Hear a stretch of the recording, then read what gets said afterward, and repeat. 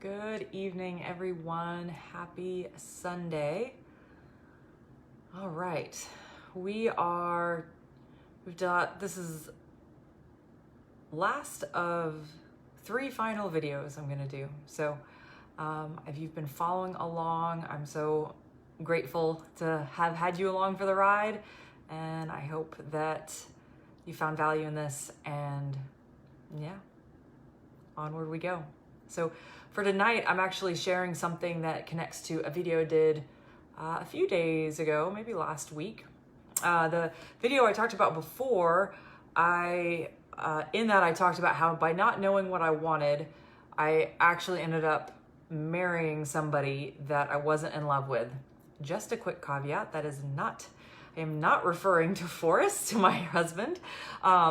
This was a marriage several years back, and yeah, so that was the title. That was what that video was about. But I want to dive in a little bit deeper because there's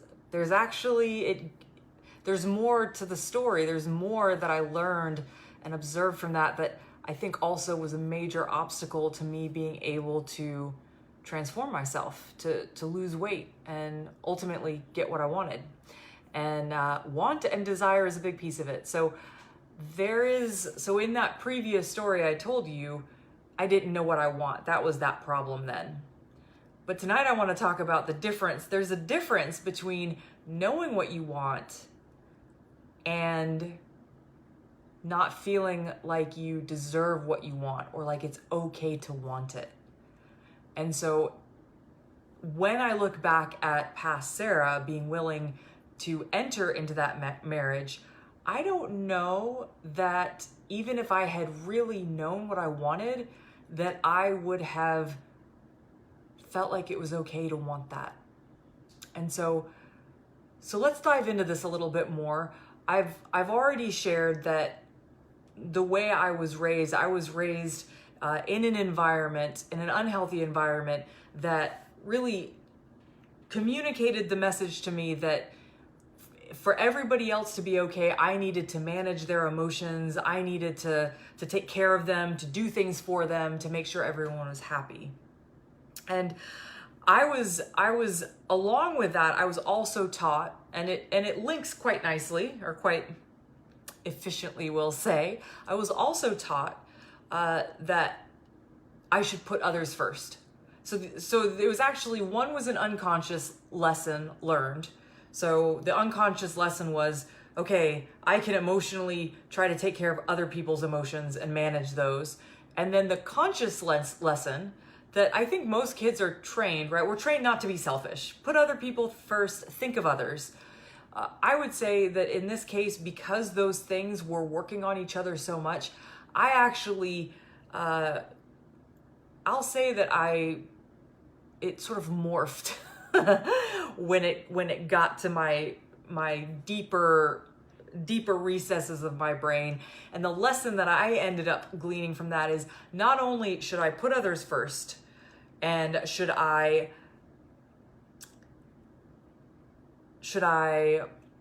think of others before I thought of myself, but I should also not want anything at all.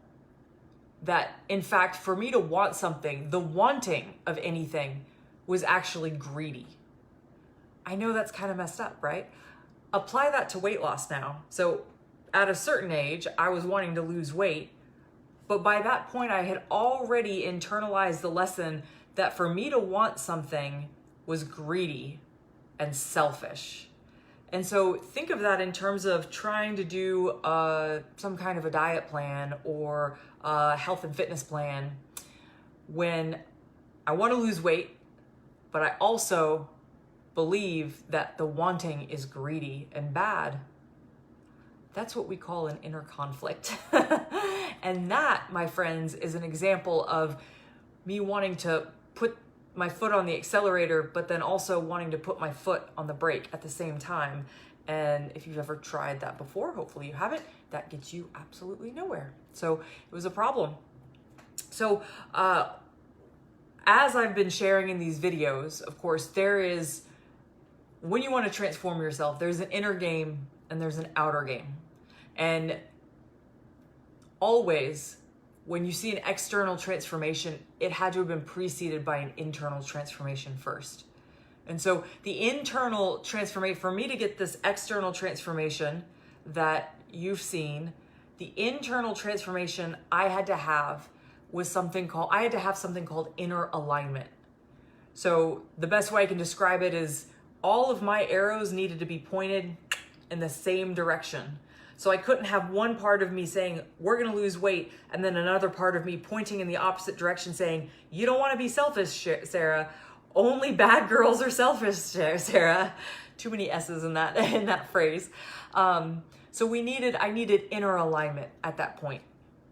And so to achieve this, I actually needed to turn fully towards my desires, fully towards what it is that I wanted.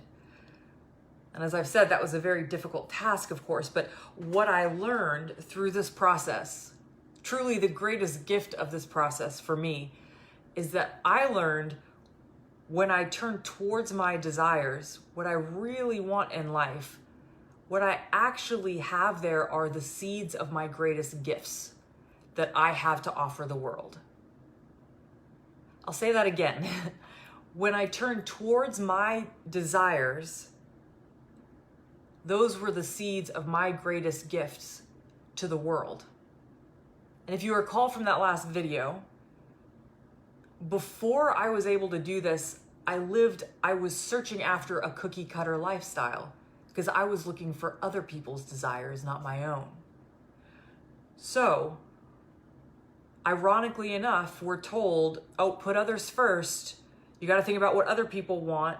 And then, of course, some of us internalize that in a very sort of distorted way. By turning towards my desires, I was able to discover my greatest gifts that I could bring to the world. And in doing so, I was actually and am actually offering my greatest service to others. And so I would say at this point, what I've discovered is that by bringing my attention back to me, I've learned that that's not only an important act, but I would actually argue it's a sacred act. I would argue that the world would be a better place if we all took the time to do this. And so, as I've shared in the past, let me rephrase that. How did I get to this discovery? Hey, Anna Maria, good to see you. The way I discovered this was it was the same path that I've shared over and over again. My relationship with my body has been my greatest path to transformation thus far, and the same is true of this.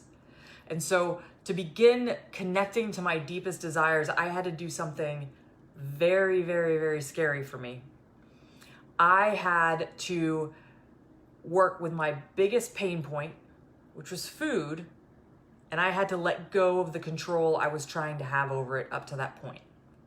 So I had to do something very counterintuitive to me. And so at this point in my life, when I realized that I had to be able to connect to my deepest desires, I knew that I was not doing that with my body. I was taking everybody else's advice. I was taking these really extreme diets that weren't working.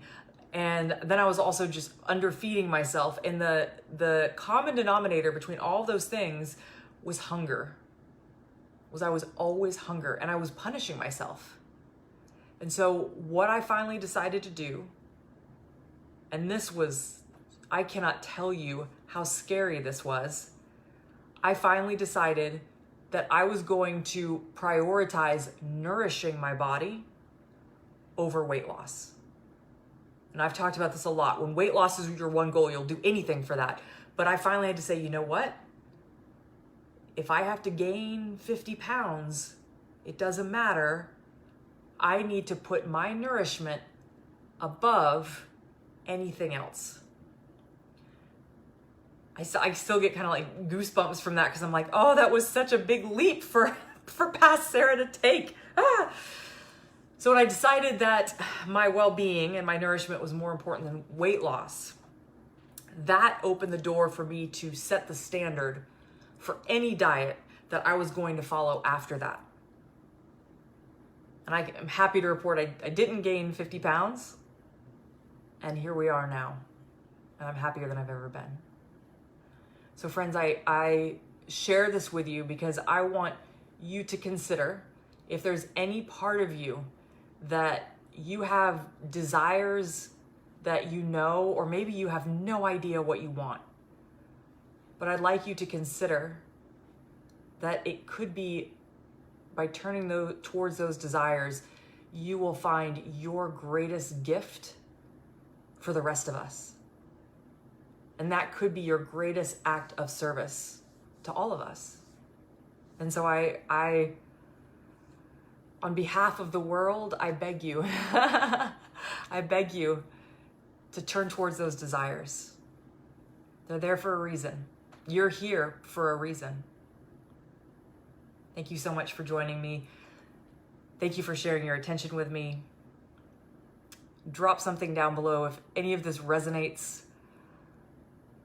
I hope you have a wonderful Sunday night. I'll either say see you at the gym or I will see you here tomorrow, second to last video, and on we go. Good night, friends.